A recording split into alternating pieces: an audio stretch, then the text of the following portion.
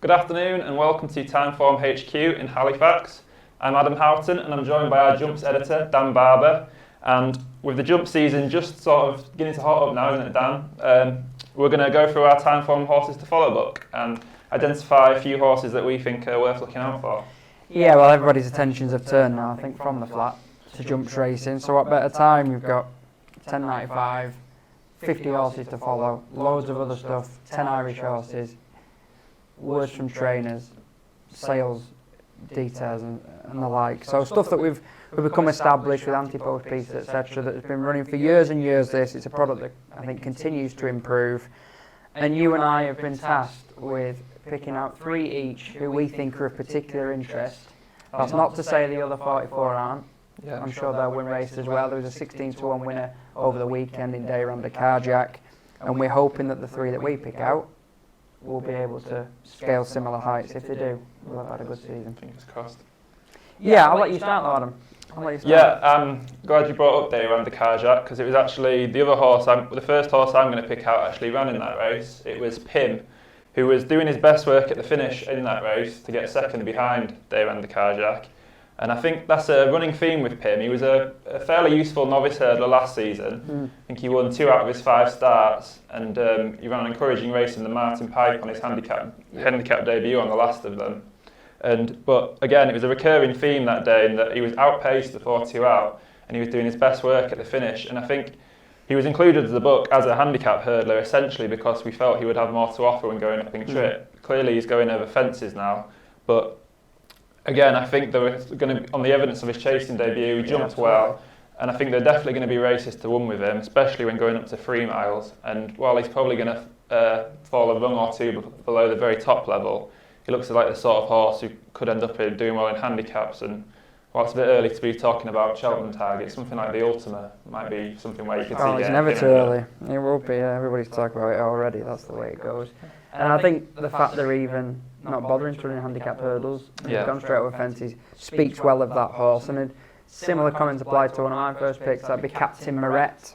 Anybody who follows me on Twitter will have seen I've mentioned this horse a couple of times. He's run twice, so he's already carded in a level stakes loss of £2, but I'm sure he'll get that back and more.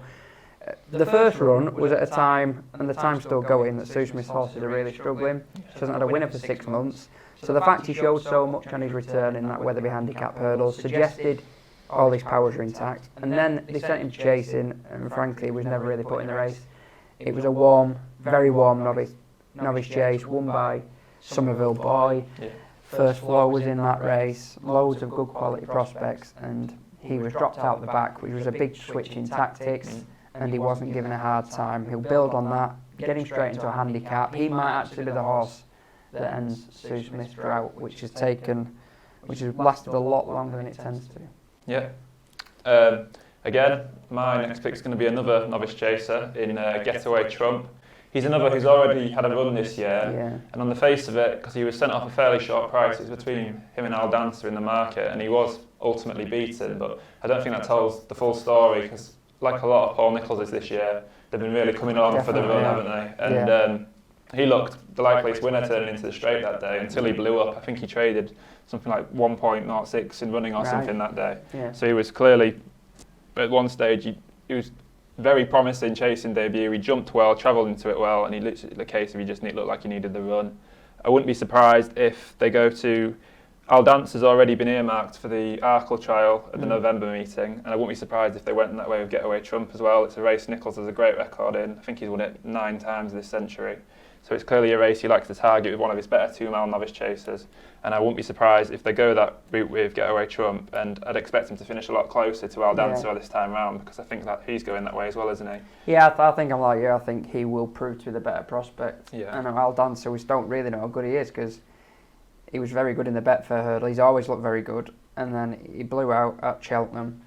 He's got his career back on track, of course he has, but I agree, the finishing distances did not fully represent what happened in that race. And I'm not a big ground person, as I always say, but Getaway Trump just strikes as a horse that we're better away from really deep conditions because he's such a traveller. And also, I mean, if you look at his record throughout last season, it was just constant progression, wasn't it?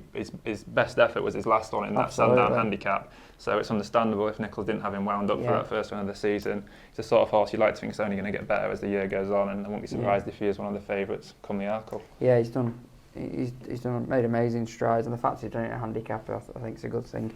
My second, sorry for ad nauseum here, but it's a novice chaser, believe it or not. And I don't think I'm assuming it's novice chaser, he's not gone yet, but I don't think there will be a better looking horse in training than Precious Cargo. The Thomas Barr Asana Silks that were carried to finishing placed in an Arkle many moons ago, has horses with Lucinda Russell, but recently he's moved them to two bigger forces, and that's not to decry Lucinda. One's gone to Paul Nicholls. Highland. Highland's gone to Paul Nicholls this season, and Precious Cargo went to Nicky Henderson. And he ended up at Aintree, probably not being quite ready for that examination, but he was really good in the lead up to that race, winning both starts back. It's just his physical scope. He looks like a massive, rangy, but athletic horse who will prove 10, 15, 20 pounds better over fences. That's the simple case. Loads of potential, loads of ability, which he's shown since day one in bumpers, and he's in the right stable to get it out of him, and I suspect they'll go the right way, and the right way for me is straight into a race over fences, whether that be a novice handicap off a big weight or run him in a normal novice, but he's going to win lots of races, I hope, and probably some good ones. JLT, or even races like that are already starting to occur to me. Yeah. And then last of all, mine's another Nicholls horse in MCFABULOUS, who I think he was one of the best, at least on this side of the Irish Sea. He was probably one of the best bumper horses there was, wasn't he? He won the Grade 2 at Aintree, didn't go to Cheltenham. He won 2 of his other 3 starts last season in bumpers, and it looks geared up for a novice hurdling campaign this time round. I see he's been declared to run at Chepstow tomorrow.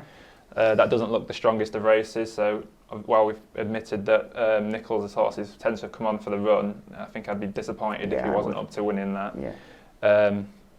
Looking at further on from there, tomorrow's race is at 2 miles, but he's the way he's shaped in bumpers, you'd like to think he'd stay further. And on pedigree, he's a half brother to Waiting Patiently, I believe, isn't he? Yeah, that's or even a full brother, I'm not sure. But yeah, he's a very, very good prospect, isn't he? Did everything right in bumpers. Yeah, you'd be disappointed if he's not contesting graded hurdles. Obviously, tomorrow's the first step along the line.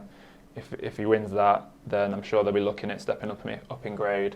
And again, Cheltenham target's a bit early to be talking about that, but while he's clearly not short of speed looking at his bumper runs, I think he's probably going to be best off at intermediate trips. So something like the Ballymore looks like an appropriate end of season target, at least at this very early stage. Couldn't agree more, and I'll go with a novice hurdler to sign mine off as well. King Roland was one of 2 really exceptional Harry Fry trained bumper horses last season. Getting the queue, as I was late to this news, isn't going to be seen for the first half of the season. So even though he'd probably been a premier choice of the pair, I've got a pretty good backup there in King Roland. He, in the Masterson colours, emerged at Utoxeter.